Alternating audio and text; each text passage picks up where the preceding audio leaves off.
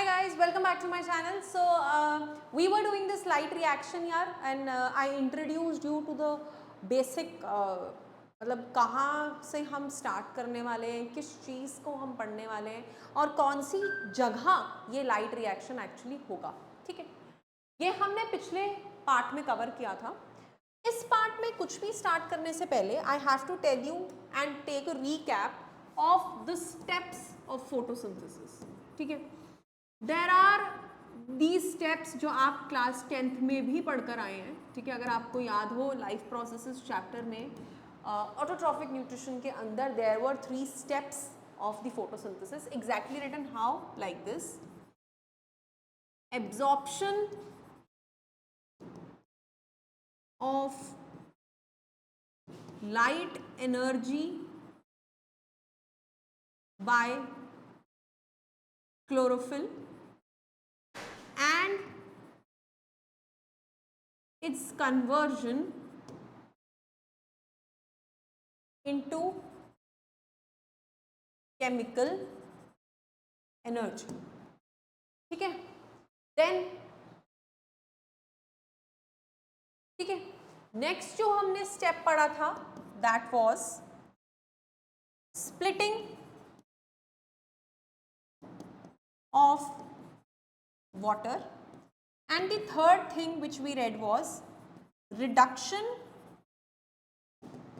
Of carbon dioxide into carbohydrates.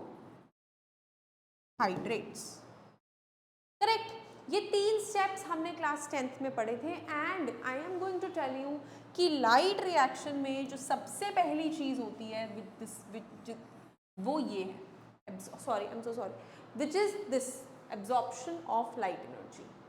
ये जो step है इसका detail we are going to study in light reaction. ठीक है, कि कैसे ये लाइट एनर्जी एब्जॉर्ब हो रही है एक्चुअली. ठीक है, चलिए लेट्स सी.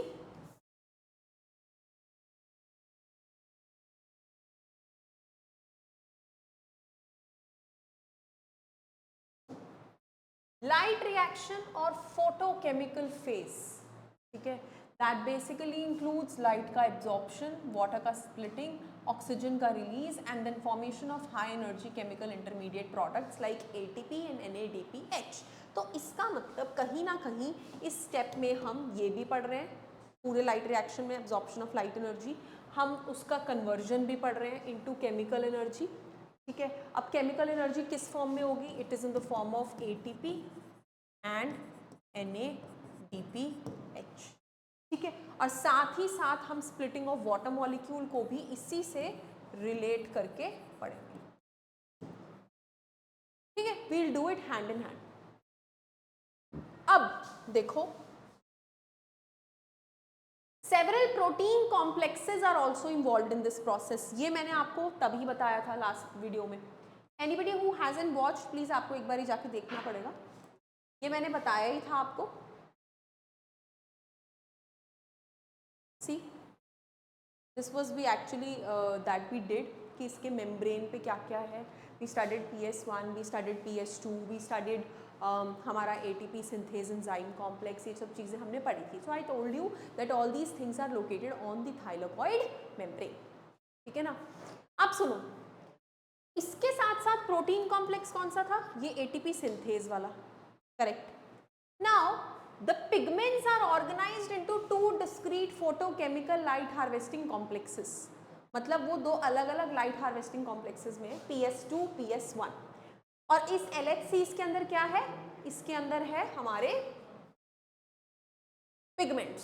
सो ये एग्जैक्टली डायग्राम मैंने आपको लास्ट वीडियो में बना के दिखाया था. अगर मैं डायरेक्टली रीड कराती आप ये चीज समझ ना पाते कि ये लोकेटेड कहाँ है. They are located on this thylakoid membrane, कहीं within that chloroplast. Now they are named in the sequence of their discovery. ठीक है, they are not named on the sequence of their functioning. क्योंकि जब हम पढ़ेंगे तो आप देखोगे सबसे पहला फंक्शन PS2 कर रहा है, तो फिर हमने उसको PS2 क्यों बोला? हमें उसे PS1 कहना चाहिए था ना. ठीक है। सो इनका जो 2-1 नाम है, this is on the basis of their sequence of discovery, ठीक है ना।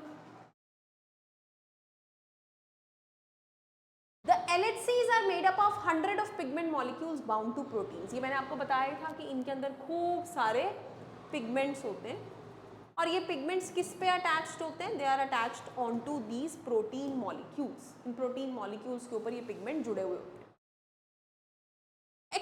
Each photosystem has all pigments, हर फोटो सिस्टम पे सभी पिगमेंट्स होते हैं except one molecule of chlorophyll a, सिर्फ एक मॉलिक्यूल क्लोरोफिल ए का नहीं होता, ठीक है। और ये जितने पिगमेंट्स होते हैं they form a light harvesting system called as antennae. तो इस LHCs को हम क्या बोलते हैं, एंटीने, ठीक है। ये लाइन याद रखनी है कि इसमें एक मॉलिक्यूल क्लोरोफिल ए का नहीं होता, रीजंस हम पढ़ेंगे within some time. Then these pigments help to make photosynthesis more efficient in absorbing different wavelengths of light. कैसे? जो हमारा फोटोसिस्टम 2 है वो 680 नैनोमीटर की लाइट एब्जॉर्ब कर लेता है, whereas जो हमारा फोटोसिस्टम 1 है वो 700 नैनोमीटर की वेवलेंथ की लाइट एब्जॉर्ब करता है। तो बस ये डिफरेंसेस हैं इन दोनों में, राइट। तो मैंने आपको बेसिक स्ट्रक्चर और ये कहानी बता दी। नेक्स्ट पार्ट में हम पढ़ेंगे धीरे धीरे कि अब आगे क्या क्या होगा, कैसे ये चीज़ें हमारे लाइट के फोटोन्स क्या होते हैं, एक्सेप्टेंस करना क्या होता है, फिर उनको आगे लेके जाना क्या होता है, ये सब हम इसके नेक्स्ट पार्ट में स्टडी करेंगे, ठीक है guys. Thank you so much for watching my lecture, that's all for this part.